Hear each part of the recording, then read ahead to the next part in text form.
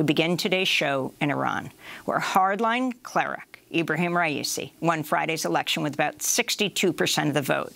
He's headed Iran's judiciary since 2019, is seen as a protégé and possible successor to Supreme Leader Ayatollah Ali Khamenei. Turnout was just 49%, the lowest since the 1979 Iranian Revolution. Dozens of candidates were barred from running in the election, including former President Mahmoud Ahmadinejad.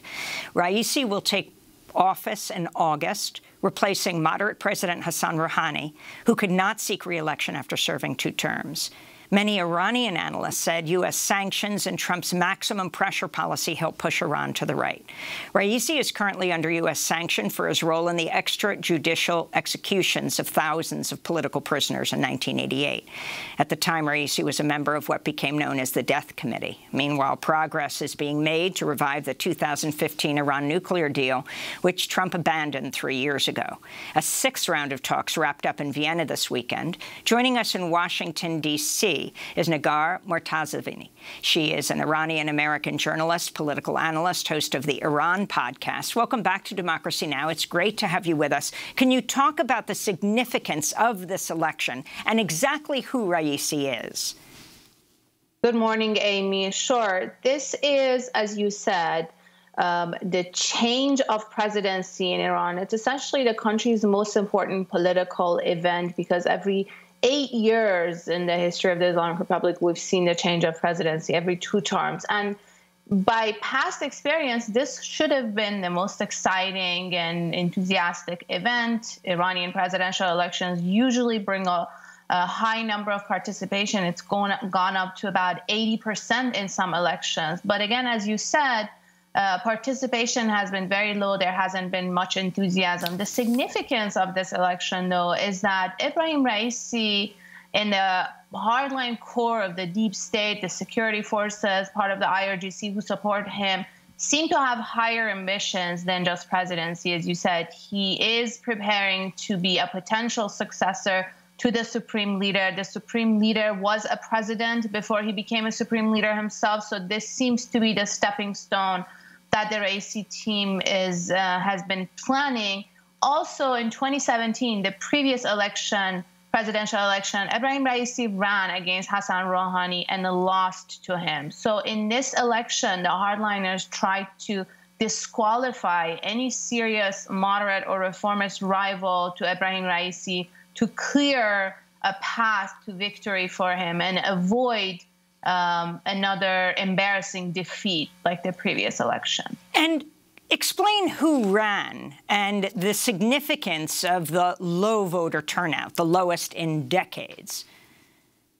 Sure. So Ebrahim Raisi ran along with 4 other hardline candidates who weren't a really serious challenge to his to the race, to him in the race. And any viable moderate or reformist who was seen as someone to be able to bring out the votes, it included even a centrist hardliner, someone like Ali Larijani was disqualified because he was seen as someone, not a moderate himself, but as someone that the moderates may be planning to rally behind, create a coalition, and create a serious challenge to Raisi. So only one moderate, the former head of Iran's central bank, a banker and an economist who wasn't really an exciting candidate, and one reformist, also not a very known reformist, Mehralizadeh. These were the 2 who were permitted to run against him, and one of them dropped out, and Hemmati was only able to bring a few million votes out. At the same time,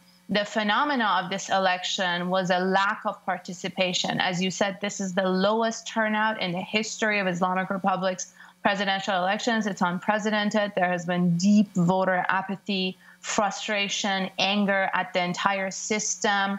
The country's economic situation, which is also impacted by the triangle of sanctions, mismanagement, corruption, and then also Corona in the past year. So there's this sense of hopelessness among the population. Part of the population is disillusioned with any form of change from the ballot box.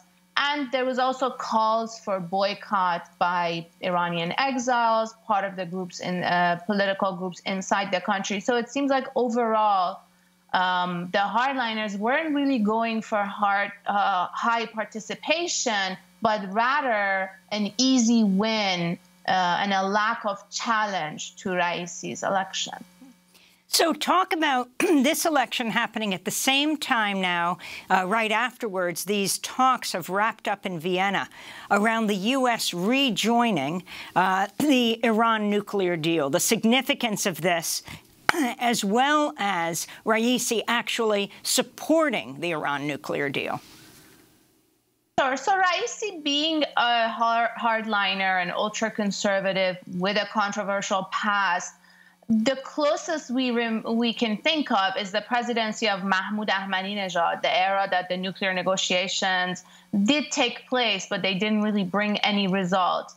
This time around, even though the country's foreign policy as well as domestic policy will be pushed more into a hardline direction, the nuclear deal has a possibility of surviving because this is an already made deal. It exists on paper. So the nuclear negotiations in Vienna are essentially for a return to an existing deal, which was cut under the current president, Hassan Rouhani, together with President Obama. So I have a sense that this deal has a chance of surviving. It was approved by the Supreme Leader. Raisi has recently said that he would support the nuclear deal. And also there's still a couple of months left until the actual change of presidency. So if the current team in Tehran with the negotiators, the U.S. negotiators, are able to bring it to the finish line before the actual change of administration, I think the deal will have the chance to survive. But any other diplomatic engagement between Tehran and the West, Europe and U.S. on other issues will be more complicated under a hardline administration. I want to turn to the outgoing Foreign Minister, Javad Zarif, who said the talks are progressing, but that challenges remain.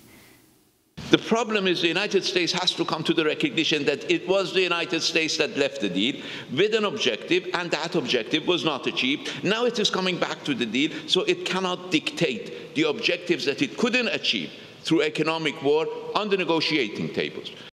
And last month, dozens of Democratic officials wrote to President Biden asking him to revive the 2015 nuclear agreement with Iran and demanded the lifting of Trump-era sanctions, writing, quote, "The only result has been a vastly expanded Iranian nuclear program, increased regional instability, near U.S.-Iran war on multiple occasions, and severe economic sanctions that have contributed to a dire humanitarian crisis inside Iran." Again, those are U.S. Democratic leaders.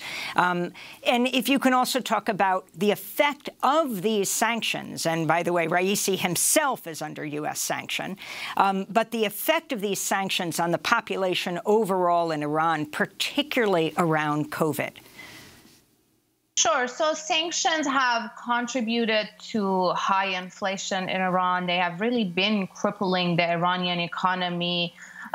As said by the Democrats, they didn't really bring any policy goals as were stated by the Trump administration, but they were successful in crushing Iran's economy, bringing a higher rate of unemployment to Iranian youth, pushing a large number of the Iranian middle class into poverty, people who are essentially seen as change makers in the political scene becoming more concerned with bread, basically, making their ends meet. And sanctions have also contributed to a shortage of certain life-saving medicine. And over the past year and a half, with the COVID-19 pandemic hitting, sanctions have also been part of the reason to limit Iran's fight against COVID. Iran's fight against COVID hasn't been the greatest. They haven't been successful in containing the virus fully.